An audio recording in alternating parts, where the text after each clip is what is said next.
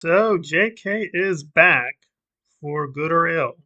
So let me briefly go through my credentials or lack thereof, Harry Potter. I am aware of the basic contours of mythology, but I've only seen the Quran film, which I agree is probably the best of the series, although I have not seen the other films, but it's pretty hard to imagine that's going to be because I have caught bits and pieces of them. I mean, they play all the time. And I did try to go through the first one, at least maybe like the first third. It was fine. And I actually do have one of the Harry Potter books, but I've just never gone to it. And to be honest, having tried to skim them now and then, it's not a very dense mythology. And JK is many things, but she's not really a prose stylist. It's very plain language, and she's kind of repetitive. So if you're into wizard boys and girls just constantly running up steps and bounding into rooms, then this is for you. But I do like the basic contours of the mythology. But like many people, I am a little puzzled about the logic or even about justifying fantastic beasts.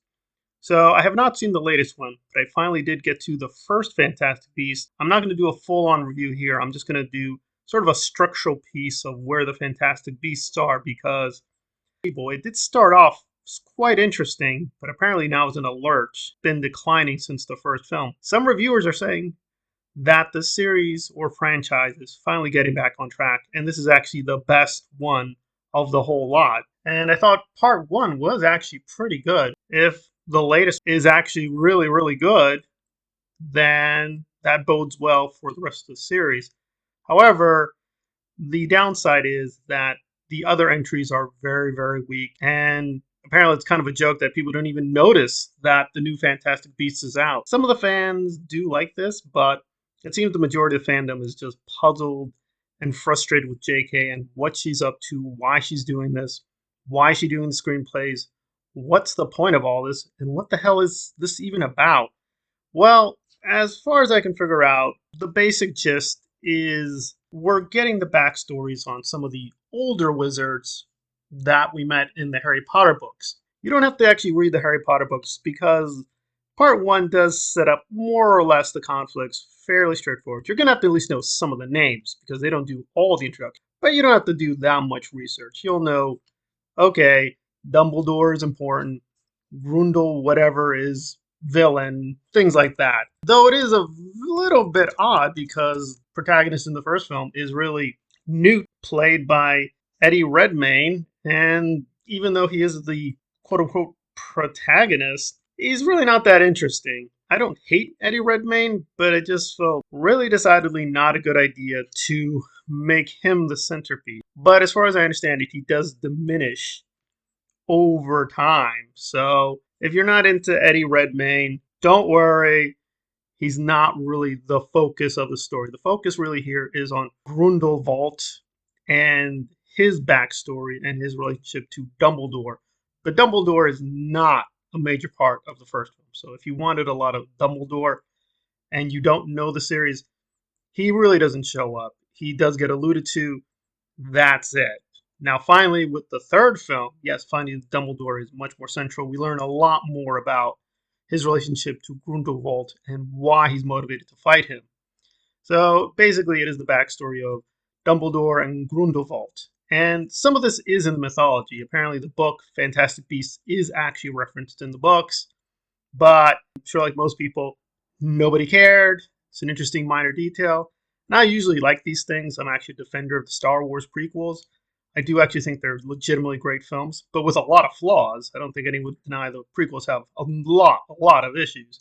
But I think overall they do have a lot going for them. I can't say Fantastic Beasts, at least going from the first one, is as strong as the prequels. It does have big ideas about xenophobia, alienation, abuse, intolerance, but they're really, really hammered very brutally with a sledgehammer. That said, I found the performances very charming. I did like most of the central characters. Like most people, I agree that Jacob the Baker is really the most interesting character of all of them. He's the one you're really rooting for. He seems the most human character, and he feels very, very engaging. And he's pretty funny. Yes, he's used for comedy relief, but they don't go overboard. I thought he was the most balanced. But overall, I'd only give it a 7 out of 10. I give it a strong 7. I actually thought it started off pretty strong. Visually and narratively, it does have a pretty good push in the first third, but really it's kind of a mislabel to even call this Fantastic Beasts. The beasts are okay, but they're not as wild or fantastic as they should be. They're just sort of ho-hum. There was one good beast, but he looks really, really fake. So the beasts are okay. They're okay and they're fine, but nothing really to brag about. And then the story in the other two thirds kind of just drags. It goes to the obvious conclusion of a wizard battle, and the wands come out and they just start shooting one another. And there is a big, big twist, which I did find disappointing because I can only say a central character who you thought was going to be a larger part of the story doesn't apparently really exist. And she kind of pulls the rug under you, and you're like, oh, it's not really about that guy. It's going to be about this guy. And you're like, oh, but this guy was more interesting. So it's kind of weird.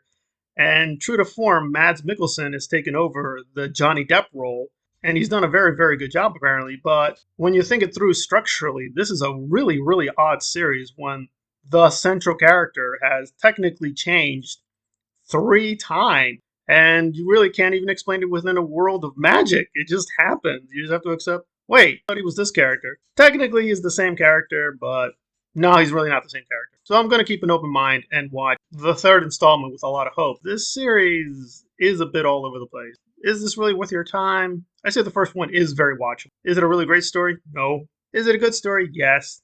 Does it overstay its welcome? Yes. Unnecessary adjunct to the main story, but if you want a more detailed look at the Harry Potter world, this will fulfill that.